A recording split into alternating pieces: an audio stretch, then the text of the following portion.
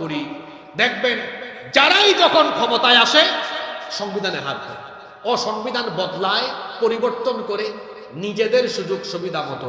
এজন্য দেখা যায় একটি দেশের সংবিধান যেখানে মানুষের তৈরি করা আইন দিয়ে চলে, বারবার বারবার পরিবর্তন হয়। আপনারা আমাকে বলেন তো, আল্লাহ আমাদেরকে যে জীবন বিধান দিয়েছেন ১৫০০ বছর হয়ে যাচ্ছে, আজ পর্যন্ত কি কোরআনের একটা হরফ এমনকি নুক্তা পরিবর্তন হওয়ার দরকার পড়েছে?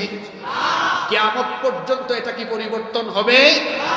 কোনোদিনও আর পরিবর্তন হবে না, হওয়ার সম্ভাবনাও। এজন্য আল্লাহ কিতাবের শুরুতেই বলে দিয়েছেন, যালিকাল কিতাবু লা রাইবা ফীহি হুদাল লিল মুত্তাকিন।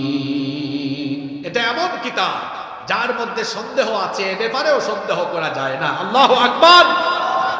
আমাদের দিকে তাকান, মনে করেন হুজুর আর আমি, একটা উদাহরণ দিই, আমিও তো মানুষ, তিনিও মানুষ। প্রথমে আমরা এই চর হাজারি পরিচালনার জন্য হুজুরকে দায়িত্ব দিলাম যে হুজুর আপনি আমাদের চর হাজারি চালান। তো এই চর হাজারি পরিচালনা করার জন্য তো কিছু আইন কানুন বানাইতে হবে, এখানে চুরি করলে কি, ডাকাতি করলে কি, জিনা বদমাইশি করলে কি। তো হুজুর কি করলেন, সুন্দর কিছু আইন কানুন বানালেন নিজে নিজে।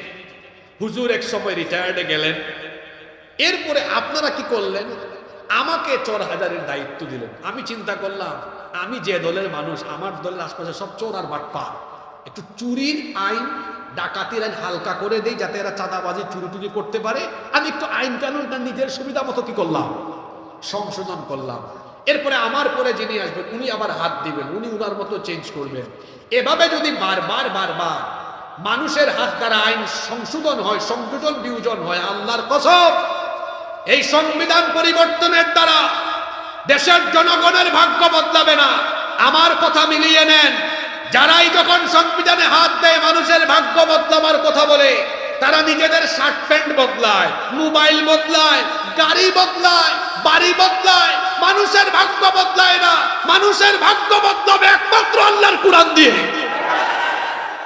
এখন আবার হুজুরের কাছে চলে যান, হুজুর আপনি নিজে আইন বানাতে পারবেন না, আপনি এলাকা চালান, কোরআন দিয়ে চালান।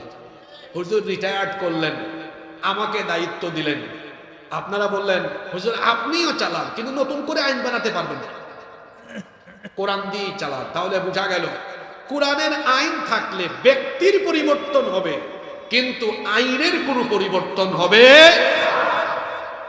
বাংলাদেশের মুসলমান জেনারেশন জি, যুবক তরুণ ছাত্র ভাইয়েরা, আপনাদেরকে বলছি, আপনাদের রক্ত, জীবন আর ত্যাগের বিনিময়ে এই নতুন